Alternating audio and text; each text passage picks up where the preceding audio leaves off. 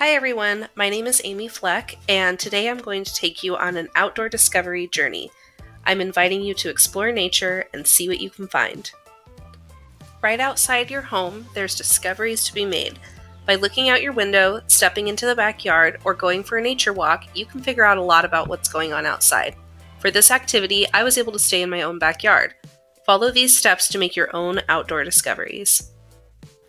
This activity is meant to be super open-ended and unique to everybody who tries it. If you'd like some help getting started, here are some step-by-step instructions. Step 1 is to choose your outdoor spot. My advice is to look for evidence of plant and animal activity. That's a great place to get started. It's okay if you want to stay inside and look out a window, especially on a rainy day. You could stay in your own backyard, your front yard, a local park, go on a nature walk with your family, whatever works best and is safest and most convenient for you. Step 2 is to decide how you want to record your observations. You could write, draw, take photos. It's completely up to you. It could be as simple as just taking a piece of notebook paper and a pencil and writing down what you see.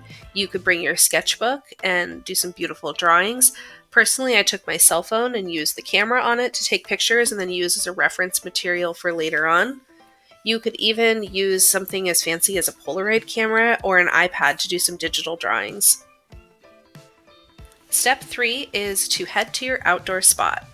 Then record anything and everything. There's really no right or wrong thing to record during this time. It's whatever catches your eye and whatever you're most interested in. Step 4 is to look over your observations and think about whether you've used your senses to make discoveries. I don't think it's a good idea to use taste as one of your senses for this because we're making discoveries. We're not exactly sure what we've found yet.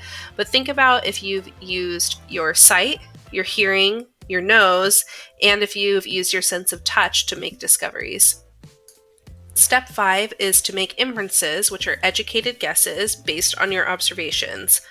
I'm going to share some of the inferences that I made on the discoveries that I made during my outdoor discovery journey in just a minute here, but I'd also like you to make your own inferences based on what you found on your personal journey. Step 6 is an optional one, and it's to research your observations and inferences. I was able to find most of the answers that I needed on Google, but if you have questions, you can always ask me. If you have some books on bugs or plants or anything on the outdoors, you can reference those to get some answers. It's up to you how far you want to go with it, and you could always find more information that takes you back outside. You never know. So now, join me for my outdoor discovery experience. When I walked into my backyard, the first thing that caught my eye was the neighbor's beautiful cherry tree that extends over the fence into our yard. A gust of wind came by and petals started falling, and it looked like it was snowing. It was so gorgeous. When I stood under the tree, I could hear a really loud humming noise. Do you have any ideas on what that could have been? Go ahead and pause if you want to take a guess before I tell you. That loud humming noise was hundreds of bees, and they were buzzing away while collecting pollen and nectar. It's really hard to see because it turns out it's very hard to get a good picture of a bee that's trying to collect some nectar. But take a look at this picture and see if you can spot the bee. There he is. And there's a close-up of the bee. In the rose garden, the rosemary was very fragrant. There weren't very many bees here, though, even though the cherry tree is only a few feet away from the rosemary. I'm wondering why the bees prefer the cherry tree so much. Do you have any ideas? Go ahead and pause if you want to think about it. I'll share my ideas in a second. So I think this is about real estate. I think that the bees probably feel more comfortable in the cherry tree because there's a lot more blossoms and a lot more space to move around versus this really closely packed, kind of small in comparison to the cherry tree rosemary bush. Not everything in my garden was doing as well as the cherry tree and the rosemary bush. On the left is a hydrangea plant that I recently transplanted, and it doesn't look so good, does it? What do you think might be negatively affecting that hydrangea plant? I'll give you a second to think. Go ahead and pause if you'd like.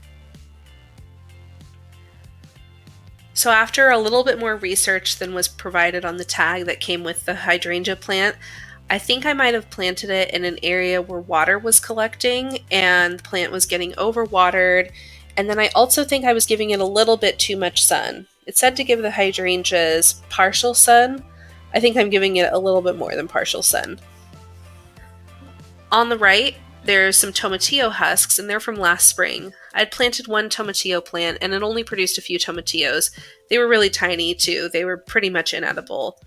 So, I'm wondering, do you have any ideas on where I went wrong? Go ahead and pause if you want to think about it.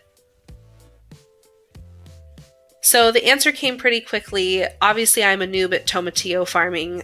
I had to have two plants so they were able to cross-pollinate and then effectively produce fruits. I only had the one tomatillo plant. I think the few teeny tiny tomatillos that I got were from bees pollinating the plants for me. But from what I read online, I would have to have a beehive right next to just one tomatillo plant to have it be producing very much fruit. So this summer, maybe two tomatillo plants, or maybe I'll just try something else.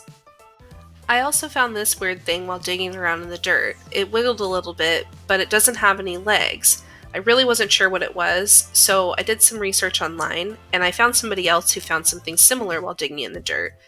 They come all the way from the UK, and they found something super similar.